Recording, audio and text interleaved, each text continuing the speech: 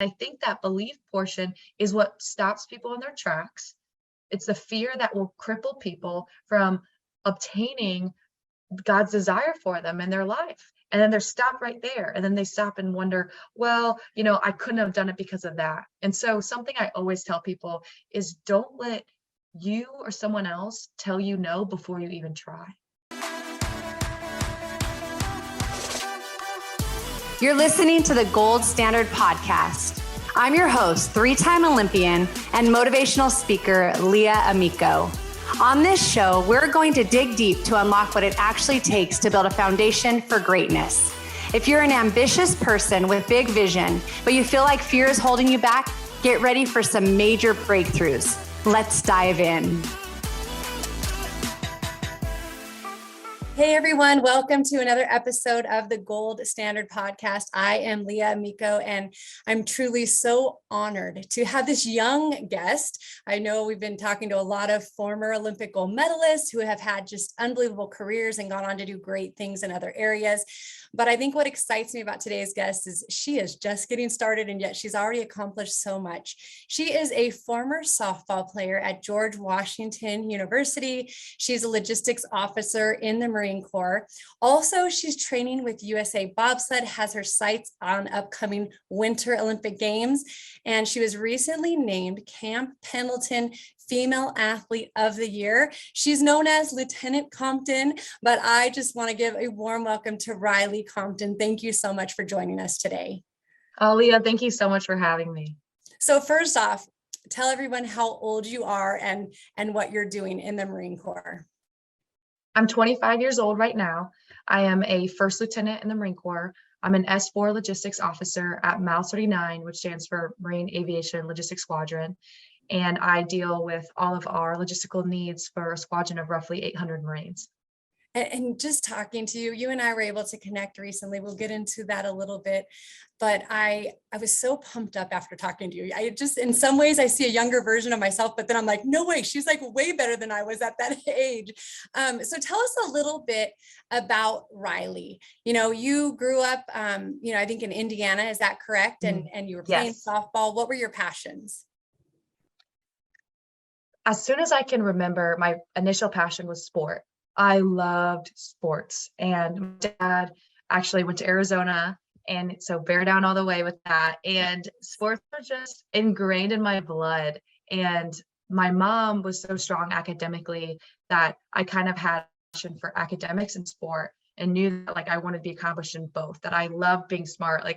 I think in 5th grade, I was even on the math decathlon team, but also I was like, let's go play softball, basketball with the guys and beat up on everyone. And track and field day was my highlight of my elementary school. So I just loved doing it all. I was really passionate and motivated by that, and making a lot of friends through team sport. And did you just have that drive inside of you? Were you kind of born that way of just, you loved it and so you worked hard at it? I think partially. I think it's my environment that I grew up in.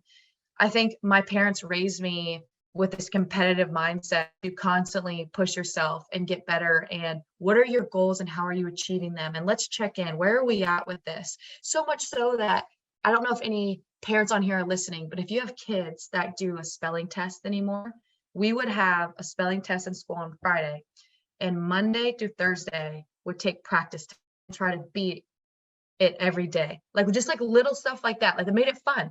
And so I don't know any different. I think part of it was just in my blood, but I think a lot of it was my upbringing. I think there's something to be said about that. I think about camps and clinics that I do working with softball players of all ages. And we can go through drills, but when you do the competition side of it, you start to see, some kids really rise up and others oh no, the mental side, they just start to break down. You can kind of see that happen. So to be able to put yourself in those pressure situations, I think has to play a role on how competitive you are and the outcomes. Would you say that you agree? Totally. And it's almost to a fault, right? People are like, Riley, this is not a competition. I'm like, everything's a competition. Yes, it is. And that's what makes me motivated. So yeah, I have a hard time turning it off, but it's there. Okay. So talk to me, because you have a younger sister, correct? And she's doing great things. Was she the same? Is she as competitive as you are? In a different way. So sports never really was her thing, but academically it was. So I'm super proud of my sister. She graduated from Purdue. and going to law school and has set there. So academically, she's super driven and motivated. She's a Indy 500 princess. So she was selected amongst like 33 people of Indiana. So people are like, what did you do? It's to my mom. And I think it just happens to be that drive, but I didn't have it as much in sport as I did, but she still focused on other life goals and things like that. That's so great. And to see, I know as a mom myself of 3 boys, I try to instill that, but I see that, some of them with my kids, one is super, super internally motivated. The other 2, not so much. It might be more external. And, I think everybody's wired a little different, but I love that about your family. And I love the fact that I played, like you said, Arizona. Your dad also played at Arizona, played baseball there, played in the minor leagues. And so him and your mom have done a great job raising you guys. Let's talk a little bit about you getting to college. Was that, you talked about goals, was that next step of, okay, important, academics are important, sports are a passion. That's what I want to do. Was that the means to the end? It wasn't. So as soon as I started playing softball, I wanted to play college softball immediately. That was my goal. My dad played college baseball. Was always a huge fan of Arizona. Him and his buddies would get together, and I remember seeing that and be like, I want that. I want that community. I want to achieve for women. At the time, what I thought of was the highest level of sport was college. And I remember telling people that like in middle school, and they're like, well, you're from Indiana. Like, that's not going to happen. You're not going to do that. That's for those California West Coast girls. I'm like, I'm in Indiana and I'm going to do it. And so, yeah, I had my sights set on that forever. And something that I'm sure you're familiar with was softball recruiting got really early. Like, people were getting recruited very, very young.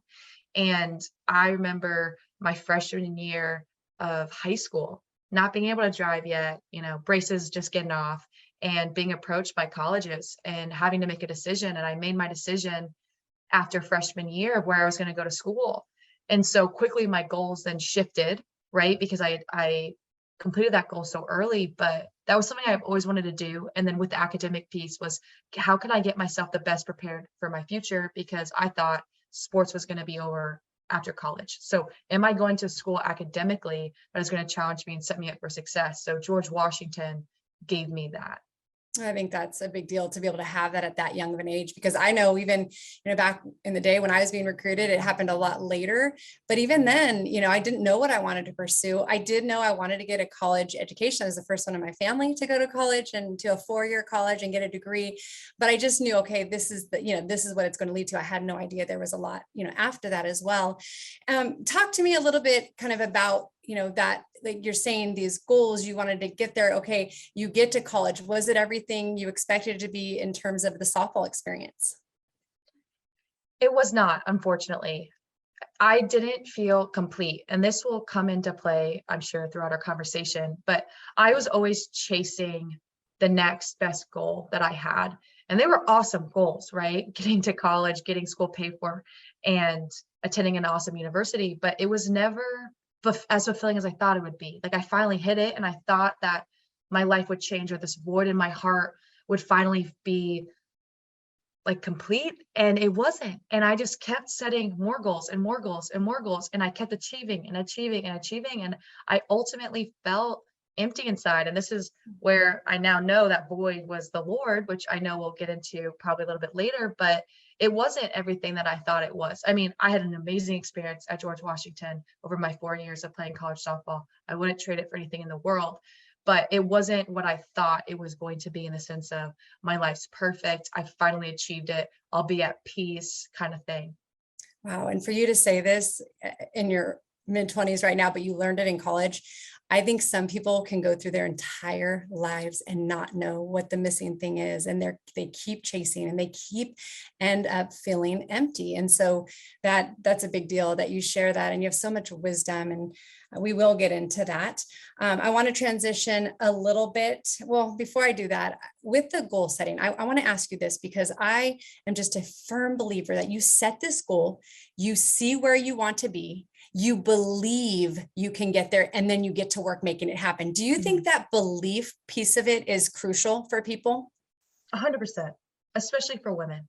And I say that because we tend to self-doubt ourselves and let the negative talk come in and what other people might say stick with us. And throughout my whole story, I have been told that I wouldn't be able to do things. I was told I wouldn't be able to be a college softball player. I was told I wouldn't be able to be a Marine Corps officer. I was told I wouldn't be able to achieve and make the bobsled team, constantly by other people, let alone what I think about myself. The questions of, do I have what it takes to be a college athlete? Do I have what it takes to move away from my family and play a sport where my parents aren't involved and I'm completely on my own as an 18-year-old? Or am I even good enough to be an Olympian? Like, these are things that constantly come. And I think that belief portion is what stops people in their tracks. It's the fear that will cripple people from obtaining God's desire for them in their life. And then they're stopped right there. And then they stop and wonder, well, I couldn't have done it because of that. And so something I always tell people is, don't let you or someone else tell you no before you even try. That's the piece right there. I hear you saying that, and it's fear. And then because of that, it's what is your next action or inaction? That's it. Everybody might have fear, but it's those that move forward and they are willing to fail. They're willing to go out of their comfort zone. They're willing to try. With that, they can continue to inch forward, and sometimes just make leaps and bounds. But those that stop, and there are too many that never try in the first place. That is wonderful advice, Riley. You have so much wisdom. Okay, so let's talk a little bit about how you got into the Marine Corps. What did that look like? How did that all of a sudden become a part of your life? So that goes back to George Washington University. So 18 years old, step on a college campus and try to figure out my major and what I wanted to do. And I knew, because I knew I was going to George Washington for some time, that I wanted to be involved with the government on the War of Terror in some kind of capacity. So I grew up very patriotic. We love our country. We want to serve our country. I didn't see any female military members, really. So I never thought that was an option. So I thought, oh, if I work for the CIA, FBI, I can fight this war on terror and help people. And so that's what my sights was set on, being in DC. Roughly 3 weeks a month into me being at George Washington, I met a Marine recruiter who was a captain and absolutely fell in love with everything he had to say. He was selling me on how the Marine Corps, you get to travel, you get to give back to your country, and part of your work demand is physical fitness. And I'm like, say less. I get to lead. I get to go do all these things. Like, this is the best thing ever. Okay. And so I remember I called my parents, and again, Mom, Dad, so I know I've only been at college for like less than a month, but I want to go and join the Marine Corps. So I'm going to go to officer candidate school and not come home this summer.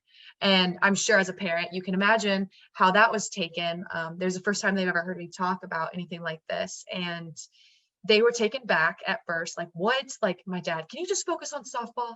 Like, can you just get through fall season, and all this kind of stuff. But instantly they saw my drive. They saw how passionate I was about it. It was scary. It was scary for them. It was scary for me, but it was the best decision I've ever made in my life. And now here I am, and I love the Marine Corps, and it's the best thing that's happened to me.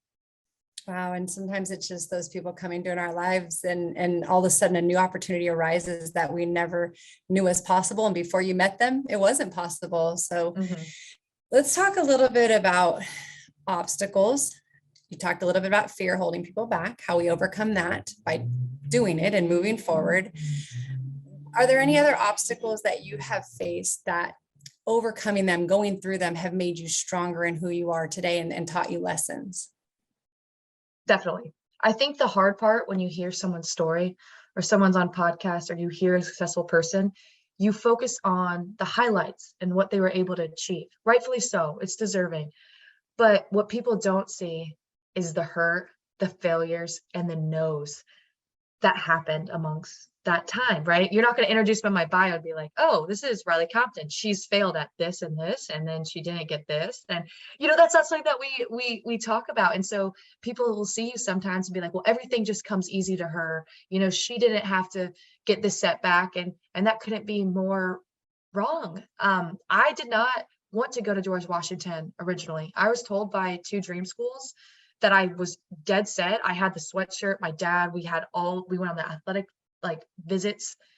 Hey, you're good, but you're not that good. So we're only going to give you this amount. And my heart was broken. I couldn't afford to go to that school on that amount, or You know, for the Marine Corps, I was dead set on doing intelligence. I placed really high amongst my peers, and I was given my eighth choice.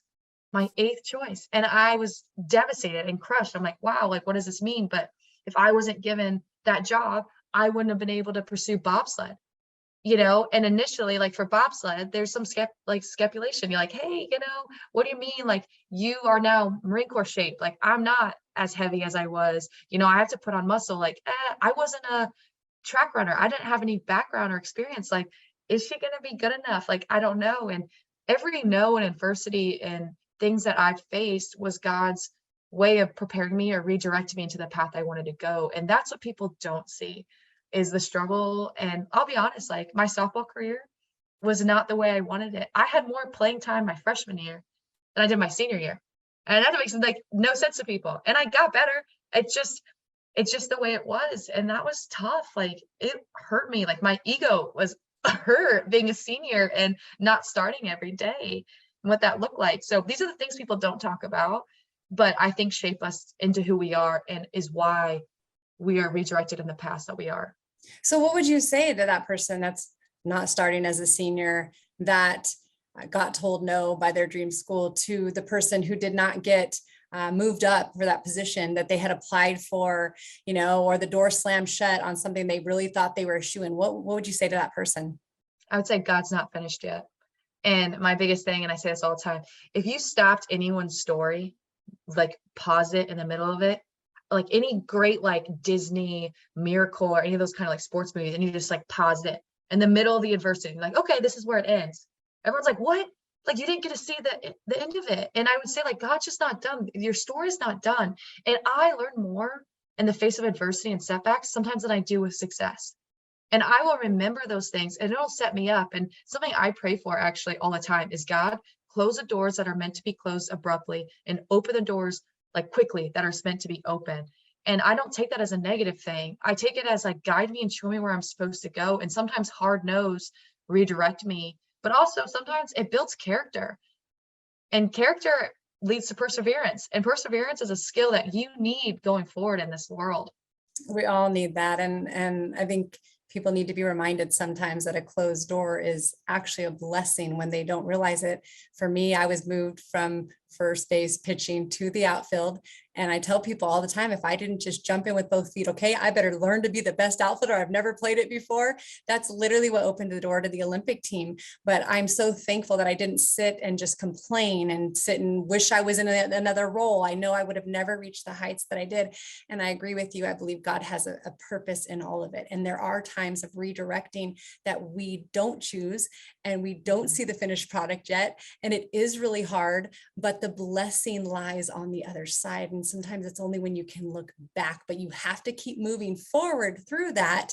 And I'm with you. I say the same thing about opening doors and closing doors. And I always also say, you know what, God, I want your will above my will. I might think something is so great, but I've learned enough, and you've learned a lot already at a young age, that your will is always better. Even if it takes me through some hard times, I will trust and I will follow, and I want what you have for me. So those are some very powerful words.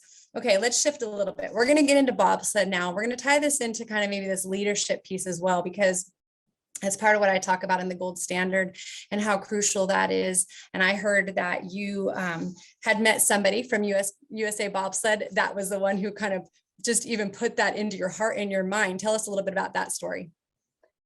Going back to George Washington again. And so this is key, like where I went to college was so important. There's a woman by the name of Alana Myers Taylor who played softball there before I did, and she was phenomenal. And because of what she accomplished in bobsled, her jersey's retired. So that's the only jersey that we have retired on the softball field. And it's not even for softball, it's for bobsled. She was a great softball player too, but her accomplishments. And in 2018, she had just won silver in Pyeongchang, and with her teammate Lauren Gibbs and her husband Nick Taylor, and they all came to George Washington to talk to the athletic department on their success. And the softball team had our own little special banquet to invite them in. I was captain at the time, so I was given like the signed softball and presented it to her on the team's behalf. And I actually have a picture of it. And I remember just sitting there listening to her explain the sport, and I just got goosebumps and butterflies. And I was just so locked in everything she had to say, like, wow. And I hit the teammate on the left side of me. I can't even remember who it was, but I said, you know, in another life, I would be a bobsledder, but I can't because I have the Marine Corps. I knew I made this commitment to the Marine Corps. I knew I was going to like deploy and live my life in service. And this is something that I was dead set on. I knew God had that plan for me. So that was the end of it, kind of. I just remembered following her, always being a huge fan of her, following her on social media and everything, and just keeping tabs with her.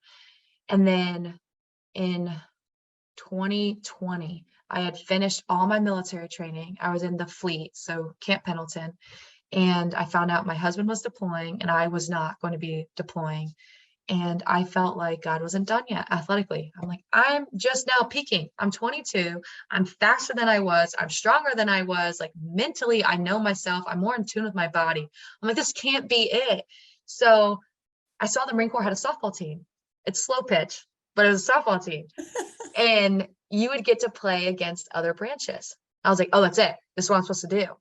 And this wonderful thing called COVID happened that shut down so many things. So closed the door. And I was so upset.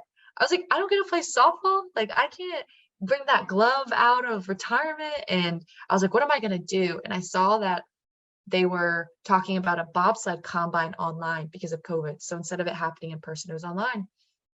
I said, that's it. I'm doing it. I just picked up the phone.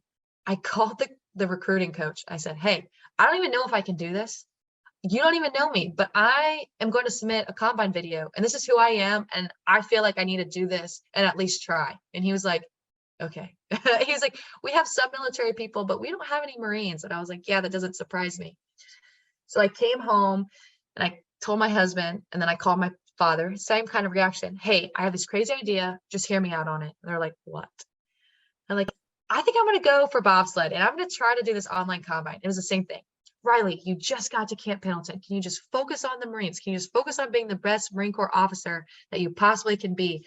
Like, why do you keep trying to add all this stuff to your plate? And I just felt the Holy Spirit lead me there, and I competed in the combine virtually. I did enough to get their attention, and here we are. The Gold Standard podcast is brought to you by Major Media League. Major Media League is a revolutionary competitive app launching in June 2022. This app gives softball athletes a platform to showcase their skills by participating in challenges and having the chance to win prizes and scholarships. This is also an opportunity to promote your own talent. For all the athletes out there, it's free to join. So go sign up today at www.majormedialeague.com. The link is also in the show notes. You'll be notified when the Major Media League app launches, so get prepared for the unbelievable opportunity that lies ahead to grow your brand as an athlete. Unbelievable. I love that. I love your spirit. I love your fight. I love your willingness to step out and be like, why not? Go for it, right? What do I have to lose? And I really think more people, I don't know, like need to take that. They get that fire, they get that desire inside of them. Don't let the negative thoughts, the fears, the worries, the I can't take over. Just go for it and learn something from it. Enjoy the process. I love that. I'm so excited to see, where you go from there. Talk to me, because now you've been at the highest level of sport, collegiate softball, USA bobsled training, around some other Olympians and Marine Corps, obviously the military. All of those take such a high, they take a lot of mental strength, right? It's very important. You're not going to be successful if you lack in those areas. Not that you maybe, people don't struggle at times, but you really need to have mental strength. So with that being said, you've probably been under a lot of different leaders. In your mind, what qualities make the best leaders? You learn the most from leaders that you don't like. And I think I've learned the most of that, of being like, wow, that was not okay. I would never do that to someone else. But the qualities that I've noticed across the board in sports and Marine Corps that has constantly driven respect from me was, one, being true to who you are the whole time. And I mean that by several coaches or Marines or anyone in general will change who they are in the leadership style depending on maybe who they're talking to or who their audience is. And something that I've known is, even if I don't love you or I don't connect with you on your morals or values, at least I know what I'm getting from you. Like you are true to who you are, and I know what to expect. You're reliable in that sense. And I think that's something that I highly respect.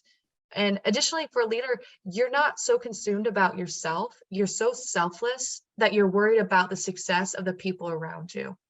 Something I learned in the Marine Corps, especially, and it was one of the biggest things I ingrained in us in officer candidate school. It's not about you. It's about the people around you. It's about your Marines. What can you do to make sure they're taken care of? You need to be so squared away that you don't even have to think about yourself, so you can focus 90% of your attention on your Marines and make sure they're successful. It doesn't matter if you're successful. It's about them. And that's something that I have taken with me, and I've seen that in my leaders, and I've seen that in my leaders that have allowed me to go to bobsled. And I say that because it's a strain on the Marine Corps to have me leave and go work remotely and compete, because I'm not there with my Marines doing my job, attending every single meeting, being at like walking distance away. But my leaders, my commanding officer and executive officer knew, Riley's deserving of this. She's worth it. We're going to take a chance on her. We might take a hit initially, but for her, this is going to elevate her and make her successful. And I will never forget what that has meant to me. It brings tears to my eyes almost just thinking about the selflessness of, hey, this might be a burden on me, but it's going to mean something else to someone. So I'm going to do it anyways. And I might have to work harder to make sure that they can do what they want.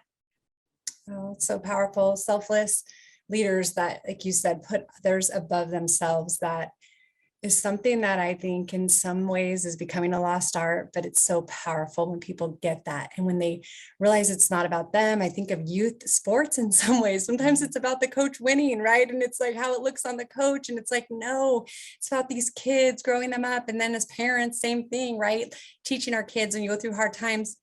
Some people worry too much. What does that look like on me as a parent? And it's not about that. There's always that bigger picture, and that can go all the way up the line. Just some very, very good advice. And I also like how you said they know who they are, and it doesn't change who they're around. I saw that a lot as well at the Olympic level. I know at first I was kind of intimidated when we would meet some different people, and we got to go on the Oprah show. We got to go to the White House. We did all kinds of fun things. But at times I think I was still my goofy self of just like, hey, how are you? Okay, it's Oprah. Look at, she's just like a normal person on TV. You're thinking it's going to be so different. And you just reminded that it's just people who have gone after their opportunities, they've had certain talents, and they've just gone for it. And at the end of the day, it really is about how we treat people, because that's the other message I get out of what you shared. Let's talk a little bit about financial aspects of being a Olympic athlete that is maybe a female in a sport that doesn't have as much support financially. We went through that as Olympic softball players, but I know you and I were talking a little bit about that. What do you do to be able to get the funds? I think it's important for people to hear, what that looks like for you training. Very rarely are you going to hear of Olympic level athletes that have the financial stability to be an athlete 24/7.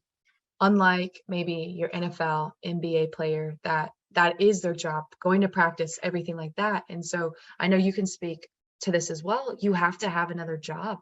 You have to be able to financially support the sport that you love, because you're just not going to make enough money to sustain it, or a standard of living with this economy. And so I have the Marine Corps.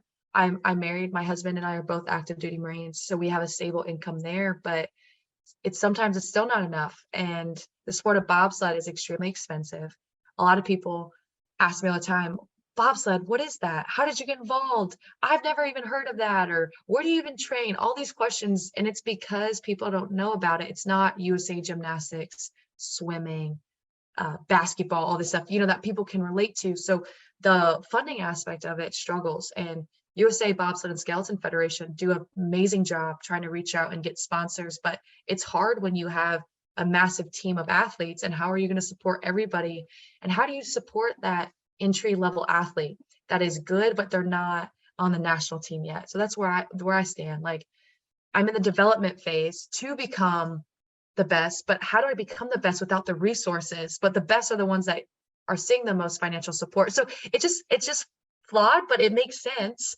And so financially, I do everything I can to maintain my job in the Marine Corps and not pull my husband and I's money away. So I look for backings and sponsorships from different companies or fundraising events and stuff like that to be able to pay to continue to do bobsled. Well, if there's anybody listening to this right now that wants to sponsor an up and coming athlete, Olympic hopeful, how can people find you?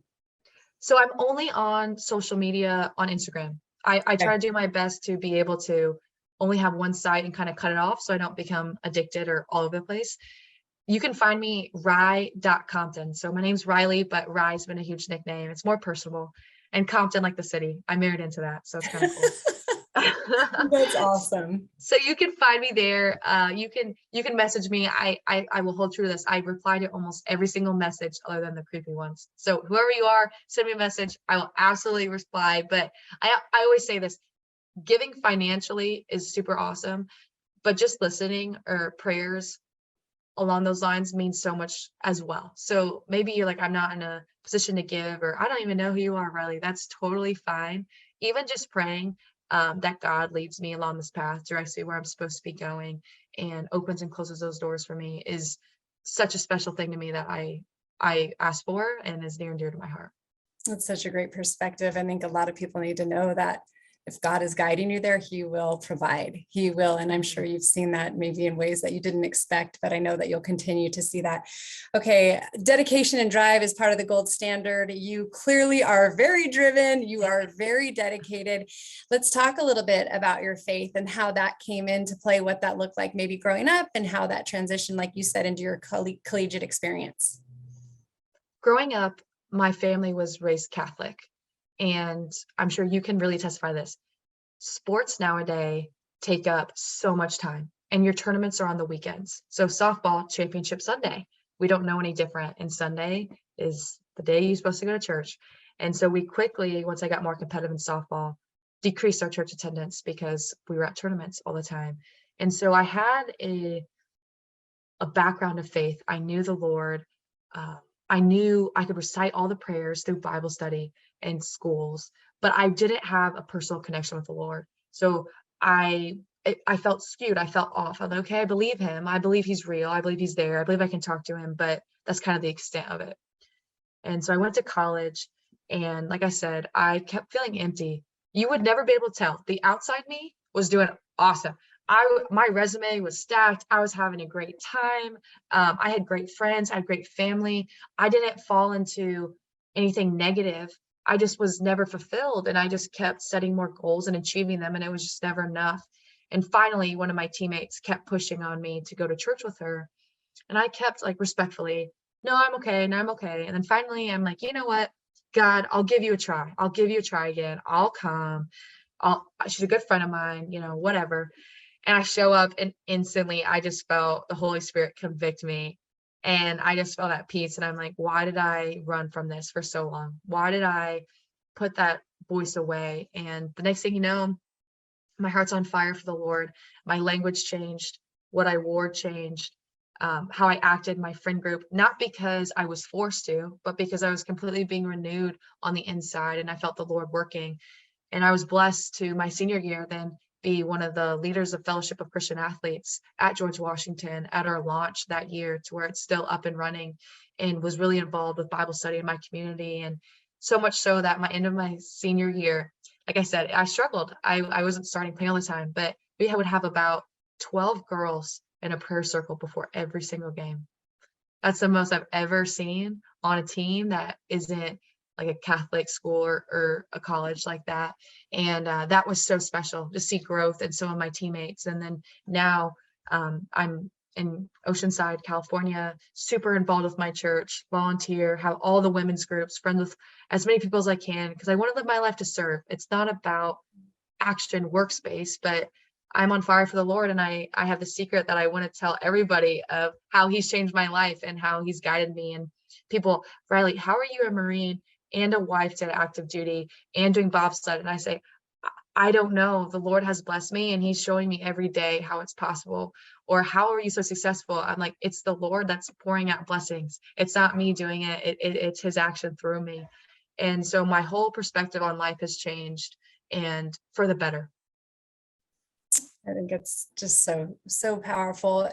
When I listen to everything that you talk about, basically you're all in on everything that you do, you're all in. And I think when you live that way, it's just about taking the next step. And if something doesn't work out, it's okay, because something else is going to work out. And I'm just going to keep going hard with all that I am. And like you said, God brought that fulfillment to you because he showed you that you had something missing that didn't have to do with your accomplishments and your accolades and your position and your finances and what levels you could reach. I feel very similar to that. I had that experience in college to where I also All-American, academic All-American, national champion. And yet inside, I'm with you, on the outside, people would have probably said she has it all going for her. And I still inside kind of had some comparisons, had some, I'm not good enough here, and not anything that would be vocalized. But then when God, came into my life and I surrendered all, I realized, wow, there is just so much more to this. The purpose that we have, the reason we're here, it's what we're doing. It's the giftings and the passions and talents that we have, but it's more than that. It's the people that we're placed around, the lives we can touch, the lives that are going to impact us. And I just have no doubt you're doing that. You've been doing that. I'm so excited for all that is ahead for you. Do you even have time, your schedule? I can't even imagine. Give us an example of just a couple of days in the life of Riley Compton. I love this question. No day looks the same. Every day is different, and it depends on what season I am in. So if I'm in the winter months and I'm more competing, that looks differently. But for example, today is Tuesday. So I wake up around 5 and I spend my initial time with the Lord. So first thing I do, I wake up, I read my Bible. I have that quiet time. I actually on Tuesdays have Bible study with my grandma. So I call my grandma. We're reading through Matthew together right now. And I go to work, I show up, I'm very present with my Marines. I'm getting work done. Day to day looks a little bit differently. During my lunch period, I leave and I go to my workout facility and I train with my coach over there. I hustle back to work and then I work throughout the rest of the day. I'll get back and I normally do some kind of restorative health, so like stretching or regeneration of my body. I spend time with my husband. We'll have dinner together and we'll go to the next thing. And on Wednesdays, my husband and I are in a Bible study with my church. So we'll do that. Some days we have date night and we just like only spend it to each other, but no day looks the same and it's always jam-packed and it's kind of overwhelming at times, but I just try to be present with where I am and not miss opportunities of where God can lead me and how I can impact other people. But I want to make sure this is clear. The first thing I do when I wake up is talk to the Lord and give that to him. And then my next priority is, how am I taking care of my Marines and how am I all in with that? Like you talked about, because my training, as much as I literally get like sick when I don't train, like my body like starts to like freak out. That can be put on reserve to make sure my Marines are taken care of. My marriage, I will not push that to the side. So there's certain things that I'm pretty stern with, but I do try to pack my day with things to make sure I'm touching as many people as possible. Yeah, I think the more things that end up on our plate, you really keep those priorities, the priorities. The main thing needs to stay the main thing. And I think you're learning that right now and living that. And I think it's an encouragement, a reminder. I'm a lot older than you, but I just get a little convicted at times. I go through seasons I'm doing really good and doing, like you're talking about. And then other times where I get a little lazy, and because I don't maybe have as much pressing, and because of that, I can get kind of lazy in some of those areas that need to stay the priority. So thank you for sharing that. Do you have any time to read books? Do you have a favorite book out there? Do you even get to read books? I don't as much as I should. I have been a big podcast listener, especially recently for my drives. And obviously I'm biased, but I love listening to Jocko Willink or some of the other military based podcasts, especially because I'm like, okay, what's going on? How can I mentally sharpen myself? How do I know military history? Because history doesn't always repeat itself, but it has a pattern from a Marine Corps standpoint. So I'm constantly learning as a leader. I also listen to a couple like faith podcasts. There's a couple on like YouVersion Bible apps, even of just like reading the Bible and stuff like that. But one of the books that I have read recently that I do really love is David Goggins' Can't Hurt Me book. That's one of the last ones that I read, and it is impressive. David Goggins, for anyone who doesn't know, was a Navy SEAL, and he struggled with a lot of adversity, but throughout BUDS, but he is insane in a good way. He was 300 something pounds and lost all this weight to go to Buds and become a Navy SEAL. And now he runs like ultra marathons and he talks all the time. I don't use some of the language. It's kind of colorful at times, but his dedication and drive and how he was like, I look myself in the mirror and I'm like, you know what? I didn't get it done today. There's no excuses. There's no being around the bush. It's holding yourself accountable and seeing what he goes through and how he pushes himself and talking about, everything that you do that you've succeeded in, it becomes a cookie in your cookie jar that you can go back to and be like, I got through that, so I can get through this. And so some of those mindsets and philosophies are pretty good. But I know you have a book out. My dad had bought it for me actually in college. And when I was going through my walk with my faith, as I was becoming more vocal about it, and he sent it to me in college. So that's something fun I had to share with you. He reached out to me recently and I'm so happy he did, because he just said, I really think you and my daughter need to connect. And, he said, I'd given her your book, and, I have a softball devotional, Softball Glory and God's Story, where I share Olympic stories, and it ties into the faith and kind of living it out and how they can collide. And it's just so fun how the timing, I'm so glad he connected us, because I don't know, I'm just going to stay connected. I'll be like your extra mom or something on the sideline, for sure, praying for you, definitely cheering for you and supporting you. And I just know that you're on this upward path and you have so much before you. As we finish up, you 100% live by the gold standard. Everything I talked about, setting goals, overcoming obstacles, the mindset piece, leadership, having that dedication and drive. As we kind of wrap up, what is something, the last thing that you can leave with people in order for them to live the gold standard in everything they do, not just in one area, not just in their career field, not just maybe only in their family, maybe not just in their sports, but literally in every aspect of life? What would you say to people listening? The first thing that comes to my mind, and this is something I've said a couple of times, is to anyone listening, ask yourself this question: if not you, then who? If not you, then who? And take that for a minute in all parts of your life. If you feel dedicated and passionate about something, whatever that may be, if you don't do it, who else is going to do it? Too many times people sit around and think someone else is going to take care of that problem. If it's a marital thing, you think your spouse is going to do it. Well, if you're not going to do it, who's going to do it? Oh, well, they'll do it. Are you sure about that? How do they know you desire it, right? At work, if you see something that needs to get done, a task, if you don't do it, who else is going to do it? And so that's just something I would motivate people on, is don't be afraid to take that step. Don't assume someone else is going to do it. Don't assume that in society, like the bystander effect, right? Everyone else is going to do it. Be that person. Be that person to say something. Be that person to make a difference. Be that person to compliment somebody. If you notice that someone has like a really cool purse or something and you're a purse person, tell them you like their purse or give them a compliment. I think so many times we withhold things from people that we feel because we don't know how they're going to take it or approach it. And I just want to be reminded, if not you, then who's going to do it? Be that person. One comment, one conversation can make a difference in someone's life, and you could be that person. It really can. Just one smile, one hug, one listening ear, one prayer. And like you said, one kind comment that maybe that's the one thing that they need to hear. Recently, I was out to dinner with, you mentioned Fellowship of Christian Athletes. I also do a lot with them. And I was speaking in Wyoming, and a couple I was with who serves on staff with them asked the waitress who walked up to serve us and said, "Hey, we're going to be praying before our meal. Is there anything we can pray for you about?" And she literally just started to tear up. And she said she was going through a custody battle. Her ex was trying to get, custody of her son, and lives in a different state. And we just afterwards were just amazed that she's putting on a smile, serving us, but just offering that prayer to her really brought her to tears. And so I love you saying that, if not you, then who? Riley, I cannot thank you enough for joining us today. I cannot believe you're only 25 and you have all this wisdom, but it makes me so full of joy to, one, know that our military is in great hands, and to see somebody young who is just so vibrant and full of life and attacking her dreams and going for it and impacting so many others along the way. I'm glad you're a leader. I'm glad for the leaders that you've had.